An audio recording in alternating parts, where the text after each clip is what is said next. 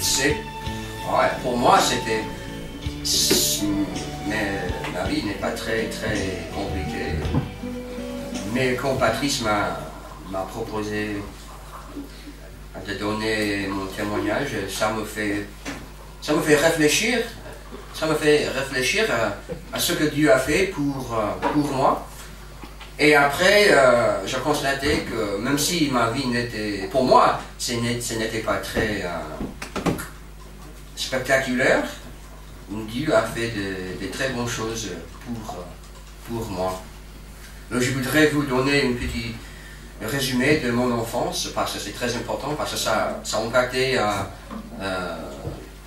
beaucoup de choses dans ma vie.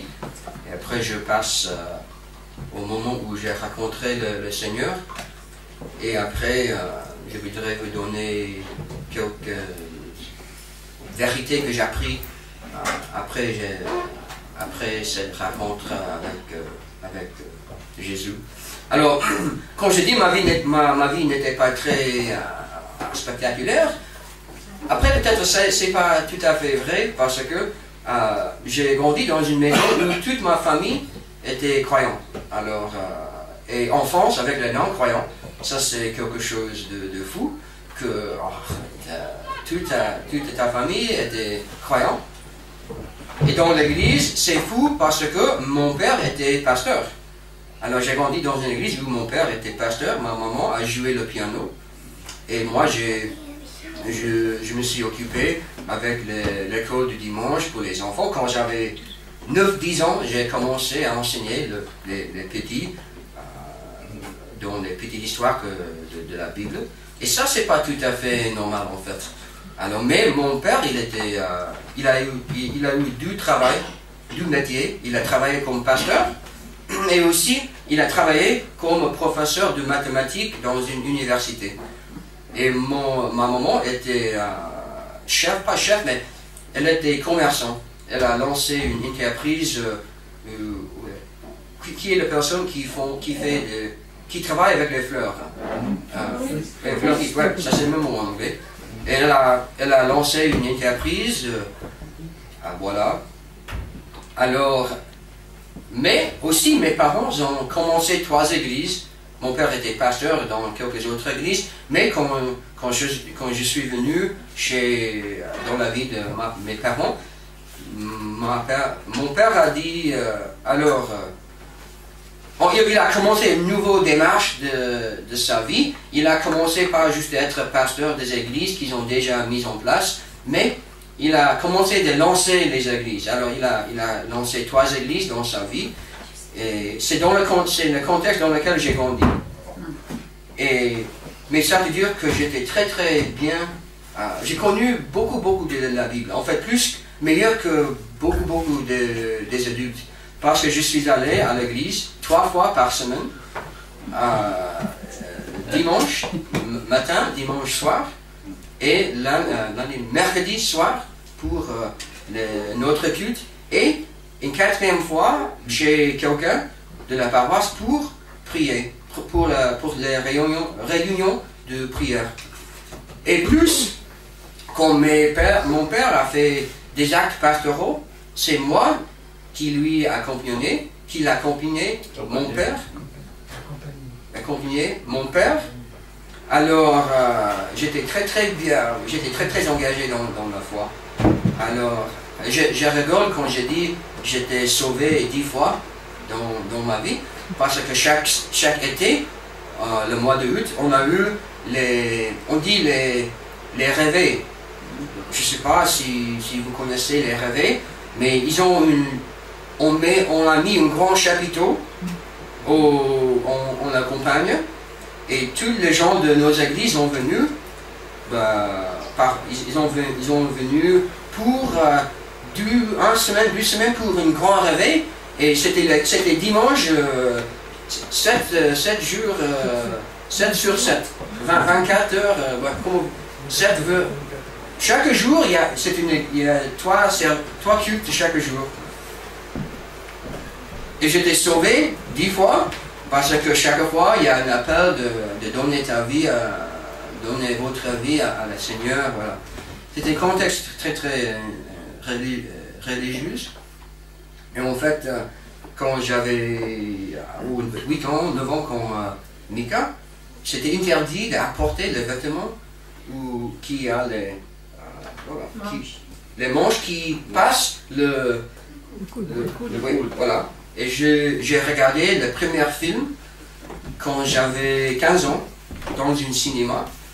Et on n'écoute pas la radio, sauf les informations où ma mère était pêcheur, elle a écouté la radio des années 60. Alors, dans sa entreprise comme fleuriste, elle a écouté la radio. Voilà, ma mère a eu les cheveux, pas cheval, les cheveux. Elle a eu le cheval aussi, mais les cheveux qui passent, qui dépassent sa fesse en fait. Je ne sais pas si c'est peut-être que j'ai mal exprimé. Avec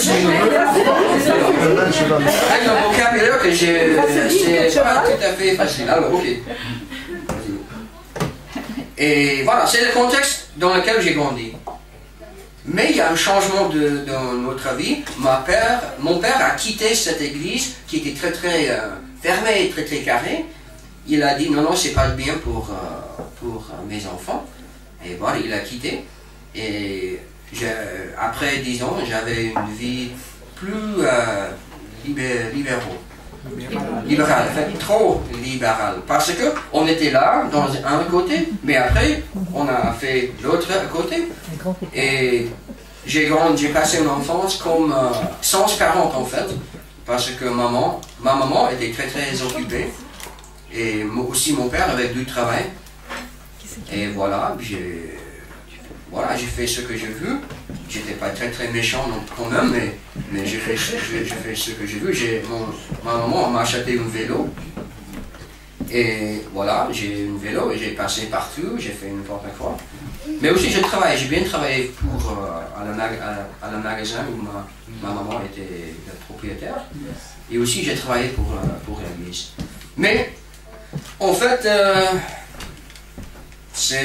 mais quand j'avais 17 ans, j'ai quitté l'église.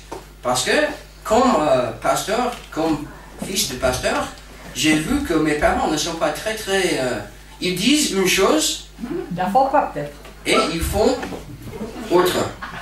Et moi, comme adulte, je sais que de temps en temps, c'est la réalité de la vie, mais aussi... Ce n'était pas tout à fait de bonnes choses que mes parents ont fait. Et, voilà.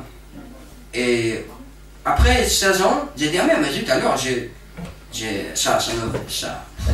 me dis, j'ai quitté, c'est fou ça, ça ne me plaît pas.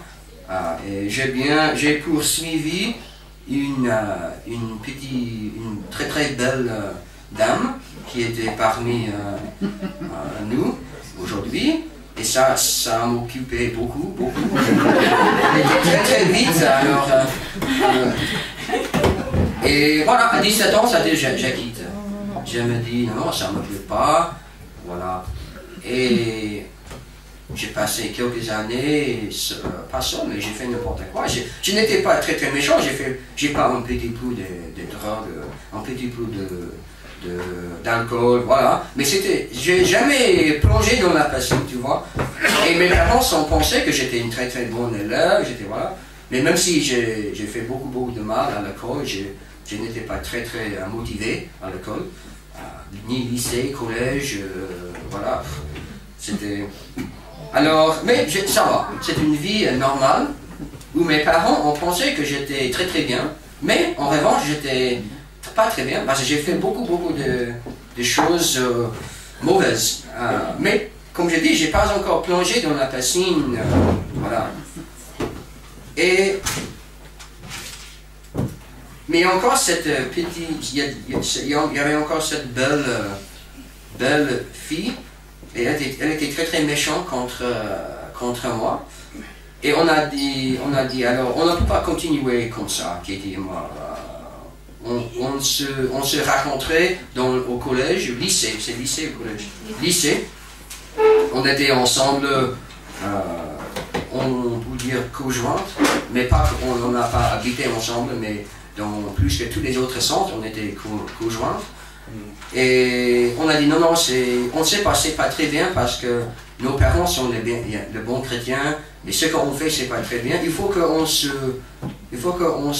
marie. Et à 19 ans, on se mariait, à 19 ans, et on a commencé une autre vie. Mais ça fait 3 ans qu'on a laissé tomber la foi. Quand j'ai dit laisser tomber, on était à l'église, bien sûr, parce que c'était la règle de la famille, il faut aller. Mais j'ai cherché toutes les excuses pour ne être présente, pour ne être pas présente, absente à l'église, voilà, tout à fait, parce que je cherche tout, j'ai joué le foot dimanche, j'ai dit à mon père alors, mais désolé, mais je ne peux pas être là parce qu'il y a un match de foot, voilà. 19 ans, je me suis marié, et c'est comme le Seigneur m'a frappé, parce que en fait, il m'a fait quitter chez mes parents, parce que je me suis marié avec Katie et j'ai fait mes études à l'université et j'ai continué dans la même démarche. Voilà, même si je me suis marié, je crois plus. Voilà, c'est pas vrai que je crois plus, mais je toujours crois. J'avais toujours un sens de croyance, mais c'est toujours dans la tête, tu vois. Mais je vais débattre. J'ai débattu les athées, mais pas parce que j'avais une vraie relation avec Dieu, mais parce que j'ai cru que c'était vrai, tu vois. Et ça, c'était très très important pour mon histoire, parce que j'avais la formation d'une pasteur, la croyance d'une pasteur, mais sans une vie chrétienne, sans une vie avec la liberté, sans une vie avec l'intimité, sans une vie... j'ai vécu une vie... une double vie, en fait, on peut dire.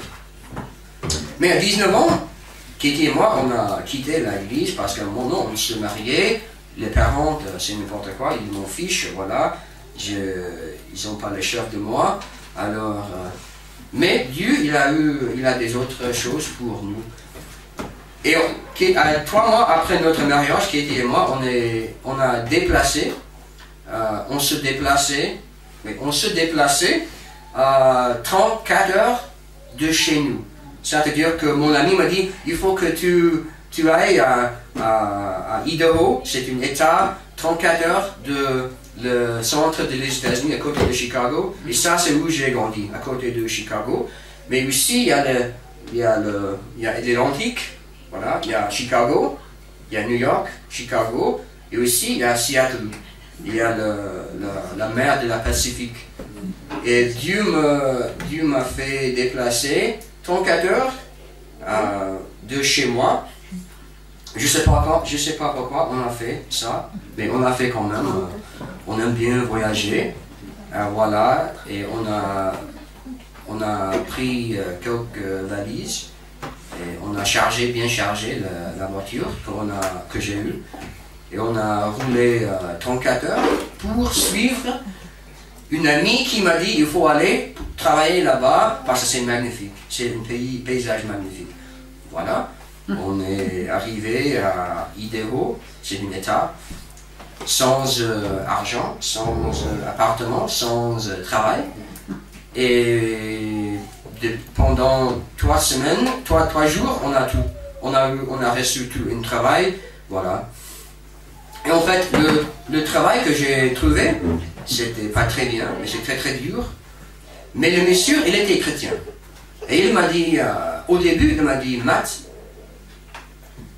tu crois en Jésus. Ça c'est dans le... J'ai lu l'article et c'est noté ouvrier... voilà, il y a une... Comment je peux dire? Quelqu'un qui va m'aider. Alors, il y a un avertissement dans les journaux. Il y a un avertissement dans les journaux. Il y a un travail. Ça 8 €, non, c'est 6 € par heure. C'est pas beaucoup, mais j'ai besoin d'un travail quand même. Et voilà. Qu'est-ce que je peux faire? J'ai eu besoin de travailler pour vivre. Et le monsieur m'a dit, la première question qu'il m'a demandé, il m'a dit, je suis chrétien, tu crois en Jésus? Mais alors, même si c'était les États-Unis, c'est interdit à poser cette question. C'est interdit de poser cette question. C'est interdit, mais moi je suis très très malin en fait, comme mes enfants sont malins aussi. Alors, je sais, si je voudrais travailler et toucher l'argent, il faut que je dise oui. Et moi, dans ma tête, j'y crois. Bien sûr, je suis chrétien. J'ai dit oui, je suis chrétien. Et il me dit, ah, c'est bien parce que tu peux aller à l'église avec moi.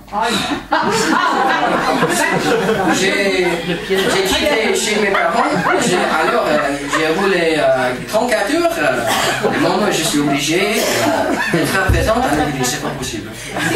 Mais on a eu besoin d'argent pour vivre, alors ok, pourquoi pas.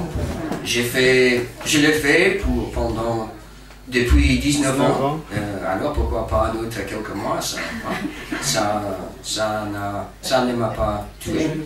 Alors, mais c'est où j'étais frappé sur la tête par le Seigneur, parce que